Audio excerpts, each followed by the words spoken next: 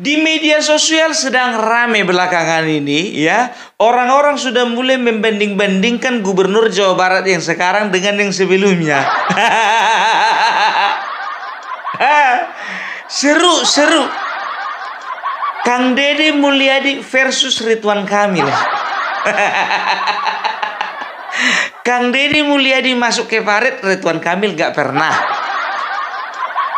Kang Deddy Mulyadi menggusur tempat wisata demi lingkungan hidup, Ridwan Kamil gak pernah. Jujur aja loh, gue bilang gak boleh kayak gitu kita. Gimana pun juga masih tetap ada yang dibangun Ridwan Kamil. Kan begitu. Ya kalau menyerang seseorang kira-kira dong. Jangan langsung bom atom kalian bikin. Peluru ya, pertama-tama itu peluru karet dulu. Ya, jadi aku mau katakan mereka berdua ini sebetulnya adalah putra terbaik bangsa, secara khusus putra terbaik Jawa Barat.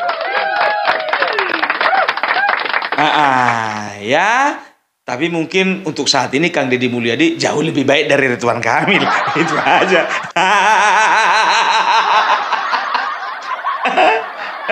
Aku tidak sedang mendewakan seseorang dan menjatuhkan seseorang, tidak ya. Karena fokusnya kita sekarang ini adalah mengenai pengungkapan kasus di Bank Jawa Barat BJB. Hanya terkait dengan ini. Apa sih keterlibatan RK sehingga tempat pertama kali yang digeledah adalah rumahnya RK.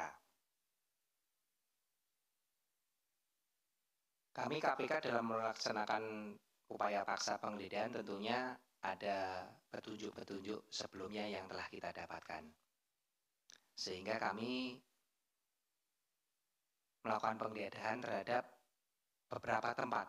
Dan pada saat itu memang secara random adalah satu keputusan saya selaku Kasatgas yang menangani perkara tersebut. Siapa yang prioritas pertama saya geledah adalah memang rumahnya saudara RK. Karena mungkin itu adalah hal yang terpenting yang akan kami lakukan pertama kali.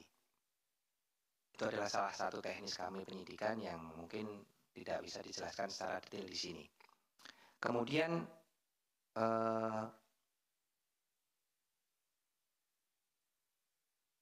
apa saja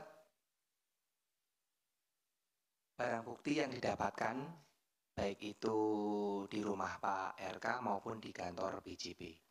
Barang bukti yang kita dapatkan dalam proses penggeledahan ini,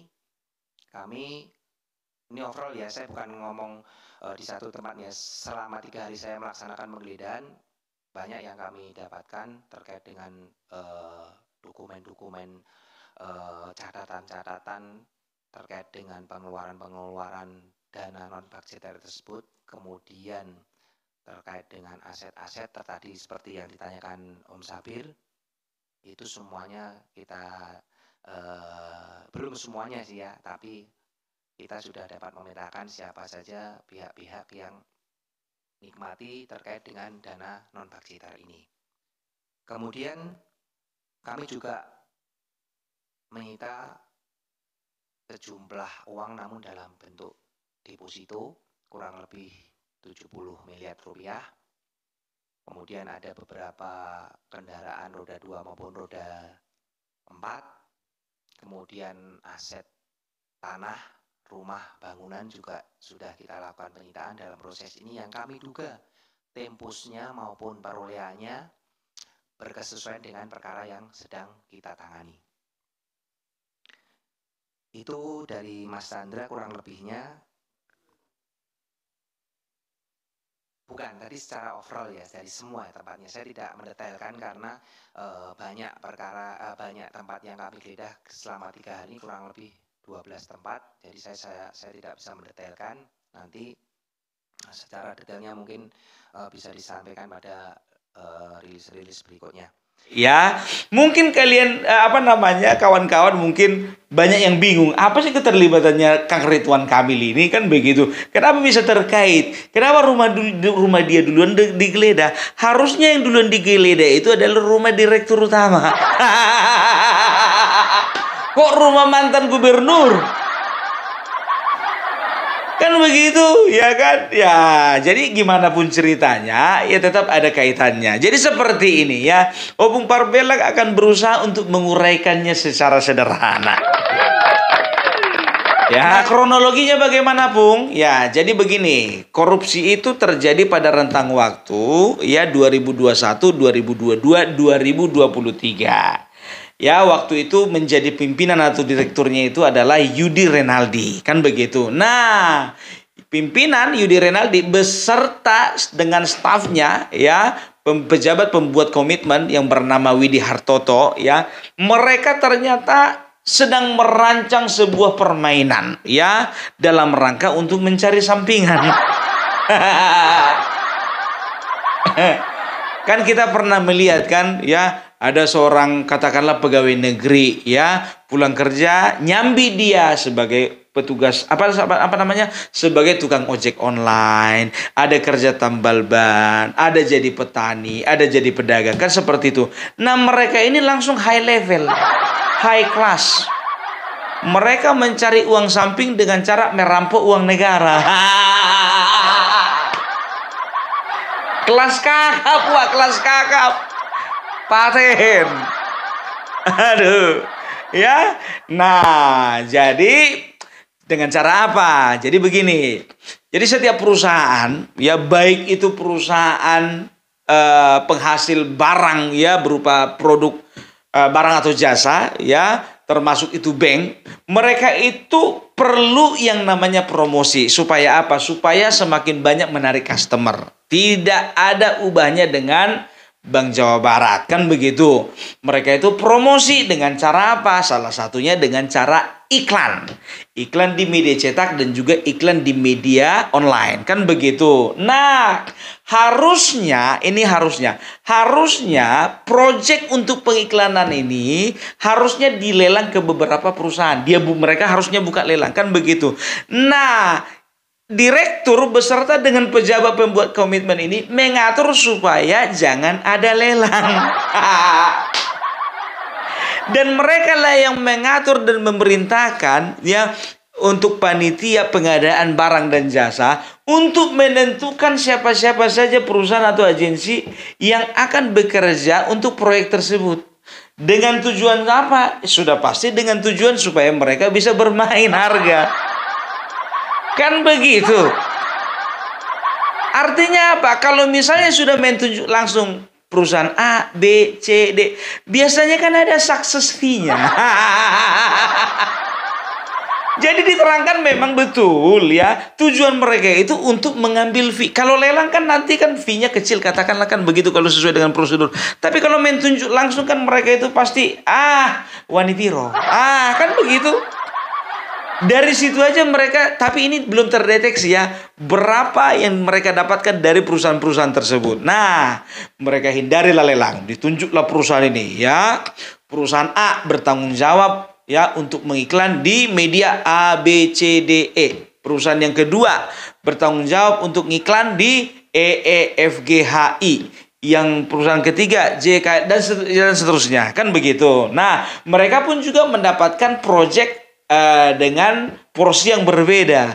Ada yang 40 miliar, ya, ada yang 60 miliar, ada yang 30 miliar dan sebagainya. Kan begitu. Nah, ternyata ya mereka itu selain memberikan mereka menerima success fee dari perusahaan-perusahaan tersebut, ya, ada beberapa modus yang mereka lakukan, ya. Yang pertama itu sudah pasti ya, mereka menghindari yang namanya pelelangan. Karena apa? Kalau sudah terjadi pelelangan biasanya success fee-nya kecil. Itu dia. Baru yang kedua ya. Yang kedua dalam pembuatan harga penyusunan sendiri atau HPS ya. Jadi di dalam harga penyusunan sendiri ini disusun bukan berdasarkan harga dari pekerjaan, tapi berdasarkan dari fee. Contohnya pekerjaan tersebut misalnya katakanlah ya, cukup ya satu project dengan media A, B, C, D, E, F, G ya, cukup menghabiskan dana sekitar 10 miliar, kan begitu. Nah, mereka ini menyusunnya itu ya berdasarkan dengan fee-nya, kan begitu. Kalau misalnya mereka mengharapkan dari perusahaan yang A, ya, mengharapkan perusahaan A ini ada fee 5 miliar. Maka 10 miliar yang misalnya untuk pekerjaan tersebut sudah bisa, ya, sudah pas harganya, maka mereka akan markup menjadi 15 miliar. 5 miliar lagi untuk siapa? Tebak sendiri. Kan begitu, ya. Setelah itu, ya, apa lagi? Setelah itu mereka itu melakukan penyelewengan dengan tidak memverifikasi ya dokumen-dokumen dari penyedia sesuai dengan SOP. Kan begitu. Jadi kalau misalnya kalau vendor itu misalnya perusahaan tersebut ya akan melakukan pekerjaan, kan biasanya ada dokumen-dokumennya, bagaimana izinnya, bagaimana portofolionya, ya, bagaimana pekerjaan-pekerjaan sebelumnya, bagaimana mengenai kualitas pekerjaannya, pernah bermasalahkah tidak, bagaimana pajaknya, segala macam. Kan begitu. Dan mereka tidak memverifikasi. Jadi lagian juga kan kayak mana mau memverifikasi, orang tunjuk langsung. Biasanya kalau izin-izinnya kurang lengkap, AFI-nya itu lebih besar itu. Itu dia. Nah, yang keempat, modus mereka dengan cara apa? Ternyata ya mereka melakukan penilaian tambahan setelah pemasukan penawaran dari perusahaan-perusahaan tersebut. Maksudnya seperti apa? Nah, setiap perusahaan ya kan mereka itu kan ada harga tawar. Jadi misalnya mereka itu mendapatkan job untuk mengiklan katakanlah di 10 media. Di 10 media ini ya setelah dibikin budgetnya, ternyata mereka itu dapatlah harga katakanlah 20 miliar. Nah, harga itulah yang dimasukkan atau yang diserahkan kepada pihak Bank Jawa Barat, kan begitu. Penawaran dari perusahaan tersebut untuk melakukan proyek 20 miliar. Nah, mereka naikkan nilainya ya. Katakanlah misalnya ditambahkan 10 miliar. Jadi harga tawarnya itu ya setelah nyampe sama mereka revisi menjadi 30 miliar. Penawaran dari perusahaan 20 miliar, ya, laporan mereka revisi menjadi 30 miliar. Ada selisih 10 miliar. Untuk siapa itu? Ya untuk mereka, siapa lagi? Kan begitu. Ada dua kemungkinan, ya. Perusahaan itu tahu ataupun tidak tahu. Kan begitu. Kenapa aku katakan ada dua kemungkinan? Nah, dari 6 perusahaan yang mendapatkan proyek tersebut ya, itu cuma 3 orang yang tersangkut paut yang ditangkap, yang sudah dijadikan tersangka. Kan begitu, harusnya mereka semua kena dong. Berarti ada yang tahu, ada yang nggak tahu.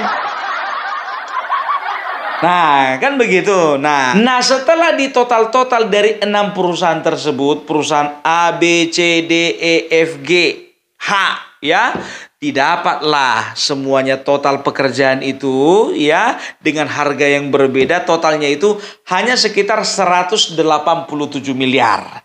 Masuk harga penawaran kepada Bank Jawa Barat, kepada direktur, kan begitu, kepada panitia. Nah, ternyata mereka revisi, mereka sulap ya, naiklah menjadi 409 miliar.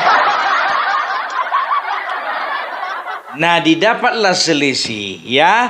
Harga totalnya 409 miliar ya, dikurang dengan harga proyek yang sebenarnya 187 miliar, selisihnya 222 miliar. Bayangkan kalian, lebih besar selisihnya daripada harga proyek. 220 miliar. Itu dia ya. Dan 220 miliar ini mereka gunakan ya, nggak tahu entah memang betul nyata, real atau seolah-olah mereka gunakan untuk dana non budgeter. Kan begitu. Apa itu dana non-budgeter? Dana non-budgeter itu adalah dana yang tidak masuk di dalam APBN ataupun APBD. Sering disebut dengan dana taktis. Untuk apa gunanya itu? Ya untuk kebutuhan-kebutuhan yang bersifat katakanlah emergensi. Kan begitu menurut mereka. Nah, apa sangkut pautnya dengan Ridwan Kamil? Jadi begini, yang pertama ya, seorang gubernur sama seperti kasusnya Ganjar Pranowo terhadap Bank Jawa Tengah ya, seorang gubernur itu dia biasanya menjadi pengendali di bank daerah.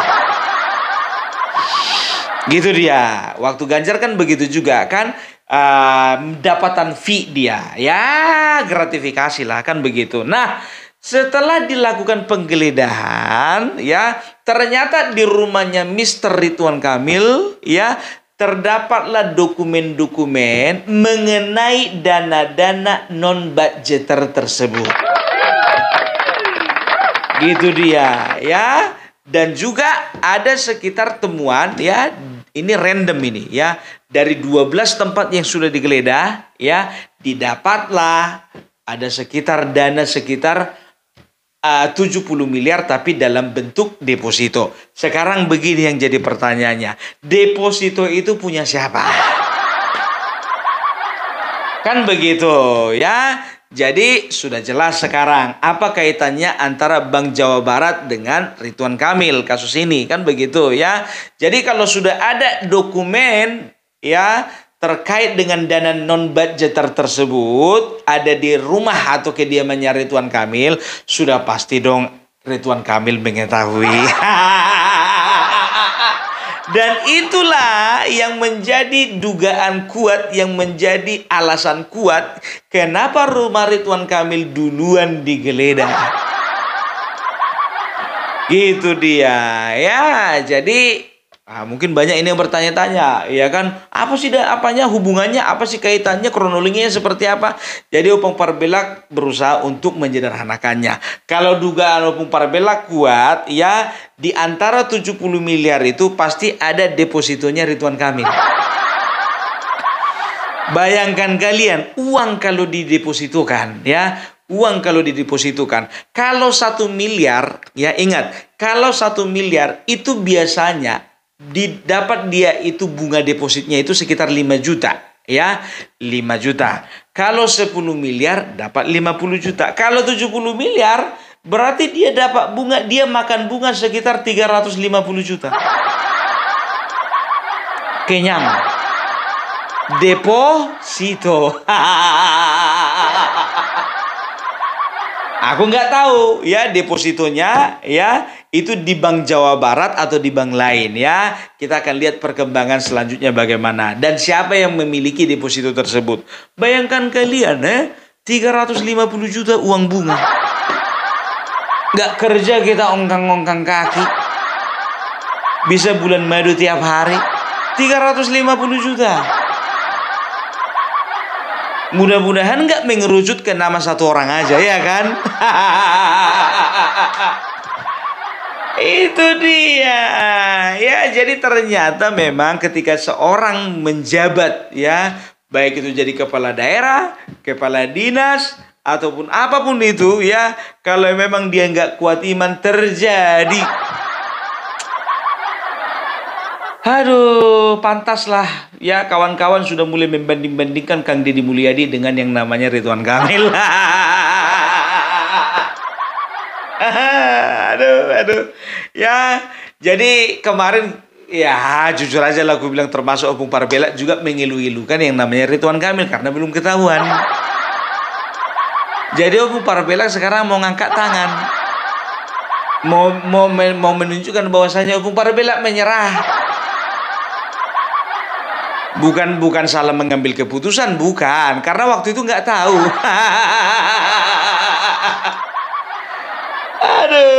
Aduh, ya mudah-mudahan. Ya mudah-mudahan ini masalah ini bisa cepat selesai. Tapi gimana mau cepat selesai? Sedangkan Ridwan Kamil menghilang. Ya, dikait-kaitkanlah sama Partai Golkar. Ditanya wartawan sama orang-orang di Partai Golkar, kami nggak tahu di mana keberadaannya. Dan Golkar juga mengatakan bahwasanya ini masalah Ridwan Kamil nggak ada hubungannya sama Golkar. Dia itu kader baru. Kalau nggak salah sebelumnya di Partai Amanat Nasional ya. Aduh ya kan. Tapi ya gimana pun juga ya Bapak Ridwan Kamil tolonglah ya. Tolong berikan klarifikasi yang sejelas-jelasnya. Karena ini gimana pun juga ya, mau dia ngasih klarifikasi nggak ngasih klarifikasi ya, dia tetap akan dipanggil untuk diperiksa. Makanya Opung Parbelak sampai saat ini belum berani. Ini kan berdasarkan informasi yang kita ambil ya dari beberapa media dan juga beberapa informasi lainnya ya. Ya, apa sangkut pautnya antara kasus Bank BJB dengan Ridwan Kamil sudah terjawab tadi ya. Cuman kalau untuk penetapan statusnya Ridwan Kamil, Opung Parbelak nggak berani mengatakan bahwasanya ya dia pasti ditetapkan jadi tersangka. Karena apa? Sedangkan KPK pun juga menetapkan dia jadi saksi belum. Jangan maju kali kita. Ya, tapi ingat ya, ini Opung Parbelak bukan apa namanya tidak lembek ya kan. Opung Parbelak nggak berusaha untuk kok gara-gara Ridwan Kamil lembek kau. Enggak lembek ini. Memang kayak gini ya Opung Parbelak lagi kurang sehat. Lemas aku sebetulnya lemas. Apa enggak lemas orang yang kudukung? Udahlah nggak dibayar. Kalah pula. Kalau terbukti tersangkut korupsi gimana pula ceritanya? Ya kan? Aku ini sudah mulai dihujat biar tahu kalian. Datang dari RT 16 itulah yang kalian dukung itu. Datang dari RW 24 tuh kan? Gara-gara dukungan siapa makanya Rano Karno menang. Makan itu yang kalah itu. Udah kalah korupsi lagi katanya.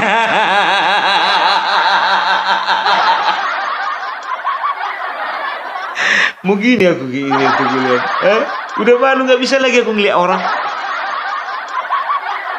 Ya, tapi itu dia. Ketika kita tahu kebenarannya, katakan salah jika salah, katakan benar jika benar. Itu dia. Jadi kita serahkan saja semuanya pada KPK ya, lakukan penyelidikan ya kalau memang betul-betul ada bukti-bukti dan juga ada saksi yang mengarah ke sana. Kan begitu ya. Jadi untuk pendukungnya Kang Emil ya, kita mau bilang apa lagi? Ya ingat ya, jangan kalian bilang itulah kami percaya Kang Emil nggak akan melakukan korupsi. Jangankan kau, istrinya pun nggak percaya. Aku pun nggak percaya. Tapi kalau udah terbukti mau bilang apa? Pendukung Kang Emil ingat ya, bukan cuma Kang Emil yang bukan cuma kalian pendukung Kang Emil. Opung Parbelak pun juga pendukung. Pilgub Jakarta kemarin itu Opung Parbelak itu berapa kali itu menyuarakan pilih Kang Emil. Pilih Kang Emil. Jangan yang lain. Coba Jakarta dulu udah ditawarin arsitek, kenapa harus milih pemain sinetron? Sampai aku bilang kayak gitu. Aduh, tapi ya itulah kecewa. Ya, tapi semuanya harus kembali kepada realita. Kita doakan saja ya.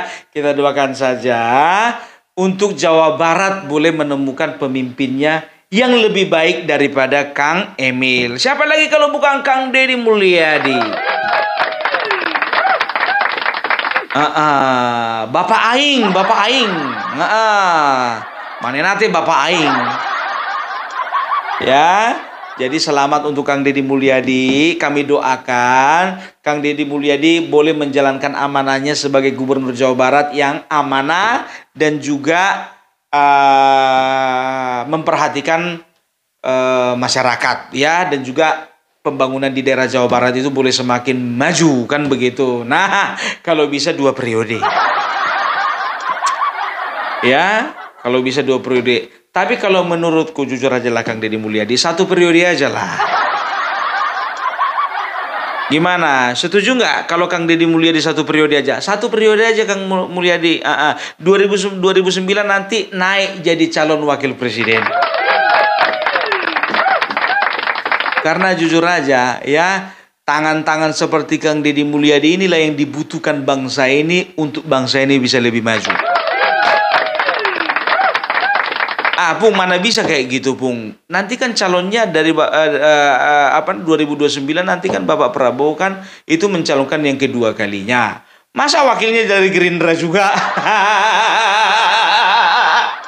Ya kalau emang kayak gitu mau bilang apa? Ya udahlah 2 kali lah, 2 periode.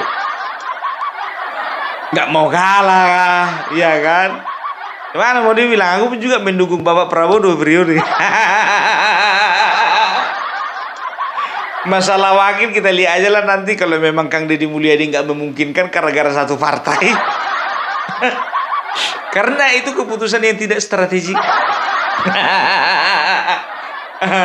Mudah-mudahan ya kan. Nanti di 2034 baru Kang Deddy Mulyadi jangan jadi wakil presiden, jadi presiden. Wakil presidennya Opung Parpelak.